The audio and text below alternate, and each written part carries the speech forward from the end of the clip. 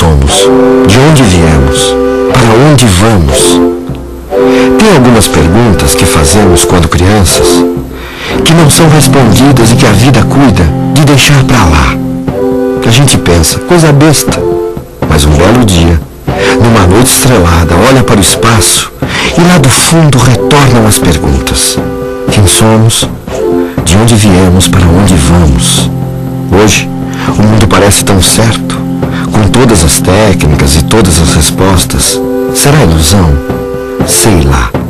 Só sei que a arte e a matemática são duas maneiras do homem responder perguntas sem resposta. O homem faz arte para viver. O homem faz matemática para viver. O homem faz contas e faz de conta. Quem somos? De onde viemos? Para onde vamos? Uma bela pergunta.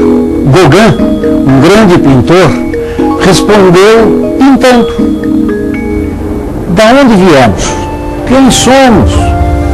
Para onde vamos? Se esta pergunta fosse feita a Pitágoras, sabe quem é Pitágoras? Foi um matemático que viveu no século V a.C. Portanto, há 25 séculos Pitágoras diria: tudo são números. Ele certamente diria hoje: somos cerca de 6 bilhões de pessoas andando no planeta. Temos em média 1,70 m, 2 olhos, um nariz, uma boca. Mas veja que curioso.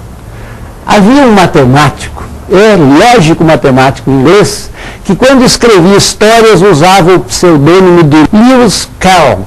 Ele escreveu este delicioso livrinho, Alice no País das Maravilhas. Há uma certa hora que Alice, fugindo da rainha de copas, não sabe para onde dirigir-se, olha para o gato e diz: para onde eu vou? Por favor, me ensine o caminho. E ele diz: para onde você quer ir? E Alice diz: para qualquer lugar. Ele diz: então escolha qualquer caminho. Quer resposta mais lógica do que essa? Isto é matemática.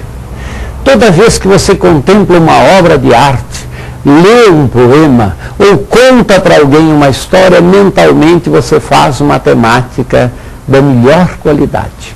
Ao longo desta série você vai se surpreender várias vezes. Tem hora que você vai dizer: mas isto não é matemática. É sim. Fazer matemática, aquilo que você fez na escola também era matemática, mas é a parte mais aborrecida, mais técnica. Matemática é, sobretudo, resolver logicamente estes problemas, estes quebra-cabeças que a própria natureza nos impõe e que os artistas pintam, os músicos fazem som, os matemáticos dão respostas lógicas e coerentes. Todas elas permeadas por algo que faz bem ao coração, pela estética. Fazer arte, fazer matemática é, sobretudo, responder esteticamente aos quebra-cabeças que a natureza nos impõe.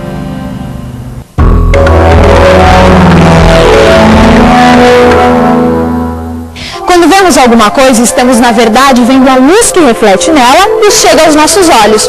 Ao observarmos alguém que passa, ao vermos um quadro ou quando assistimos um filme, nossos olhos estão, na verdade, captando imagens da realidade e levando-as para o nosso cérebro, onde elas se projetam, como em um cinema, por exemplo. O cinema nasce da luz.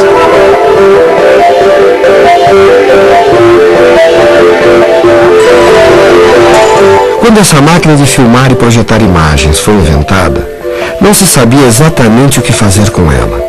Filmavam-se trens, mágicos, lutas de boxe e o que mais se podia pensar. Era um espetáculo de variedades, até que se percebeu que aquele invento poderia servir para contar histórias.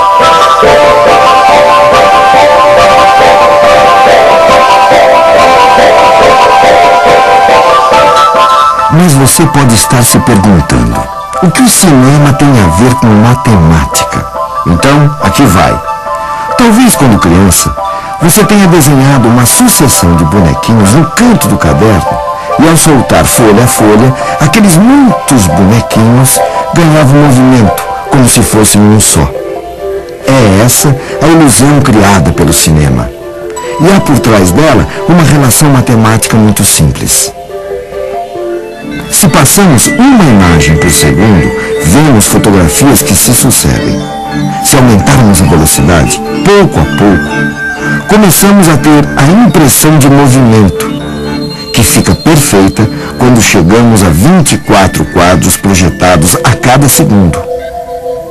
Nossas retinas mantêm congeladas as imagens que nelas chegam por alguns segundos, emendando umas nas outras, em nosso cinema.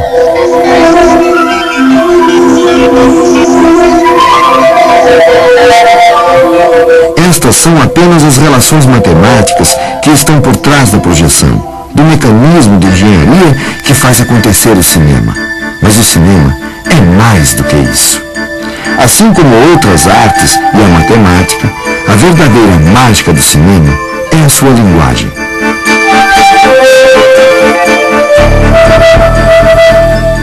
Bom, quando o cinema nasce, não existe ainda a noção de montagem. A ideia é que a ação inteira acontece dentro de um quadro só. O filme não é cortado em unidades que nós chamamos hoje de planos. Esse filme já demonstra muito bem a dificuldade que existia naquela época para fazer o espectador olhar para aquilo que interessava. Porque o que vai acontecer nesse filme é um roubo do porco. Se vocês prestarem atenção, essa mancha preta aqui embaixo é um porco que está sendo carregado por esse menino. Esse porco será roubado pelo Tom Tom, que é esse bandido que está aqui atrás, é um ladrão famoso na época. Agora, isso acontece no meio de uma confusão tão grande que, em geral, os espectadores não conseguiam ver o roubo do porco. E aí não entendiam o desenvolvimento posterior da história. Por que todo mundo sai correndo atrás do ladrão do porco? Então, nesse momento aqui, quando esse palhaço vai pegar uma bola no chão, olha o roubo do porco. O Tom Tom agarra o porco e sai correndo por trás, e a multidão sai correndo toda atrás dele em seguida.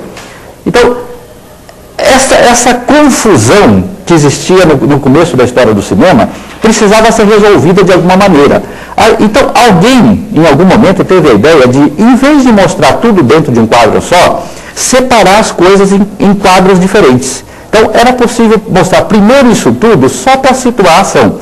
Mas depois, num quadro mais fechado, mostrar os personagens principais.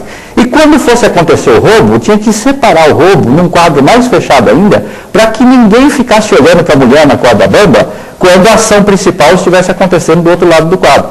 Então foi para orientar o olhar do espectador para aquilo que ele precisa ver em cada momento, que nasceu a ideia de decupar a ação em planos separados. Pois é, nos primórdios do cinema, parece que a imagem era um tanto confusa. Então criaram-se vários planos, inclusive aquele bem perto que chamamos de close. A sequência de closes formou o filme, deu para contar a história. Mas no início a turma não percebeu direito, era uma nova linguagem, era uma nova leitura. Tanto é que na África, lá naquela época, ao lado da tela ficava o explicador. Naquela cena ele diria: veja, agora ele vai pegar o porco, note, ele vai fugir, repare, a multidão vai atrás. Era preciso explicar o que o novo olhar estava vendo. O mesmo acontece com a nova linguagem da matemática. Que história é essa de uma geometria que de repente se torna elástica? A geometria era estática, comportada, de repente virou elástica, topológica. Era preciso explicar. Era preciso dar um close, uma sequência, uma logicidade ao nosso estranhamento com a nova arte e com a nova matemática. Esta sequência é o objetivo dos nossos programas. Você vai deitar um novo olhar à arte e à matemática. Da mesma forma que estranhamos o antigo, temos um certo estranhamento quanto ao novo. Daí a importância de lançarmos novos olhares sobre as coisas. Matemáticos e artistas estão sempre na busca de compreender o seu mundo. Suas obras são as tentativas de mostrar aos outros o que foi que viram nas suas viagens na busca do conhecimento. Esculturas, gravuras, a música, a arquitetura, cálculos, a geometria. Mas nem sempre de imediato entendemos aquilo que eles nos têm para contar.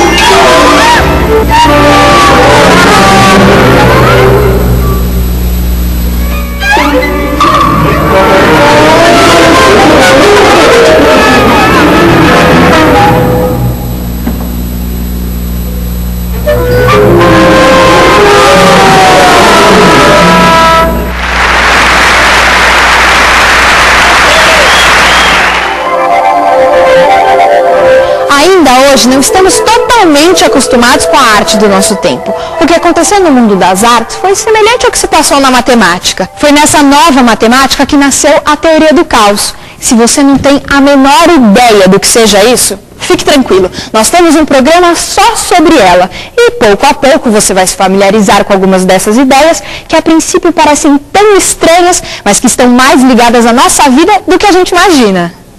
Matemática é uma manifestação de conhecimento e comportamento humano que já se identifica nos hominídeos, nos australopitecos. Eles já têm algum tipo de comportamento, fazem instrumentos que revelam uma matemática quase que eu diria espontânea. E se diz que a matemática é própria da espécie humana. Não é só aquilo que nós, como matemáticos, identificamos como sendo matemática.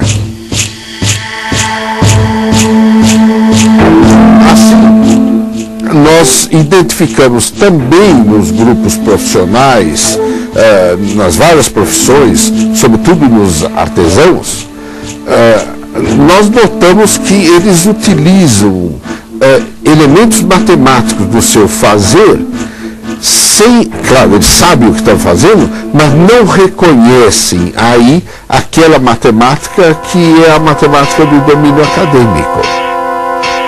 Um dos grupos onde isso a gente nota com muito mais força é entre os artistas.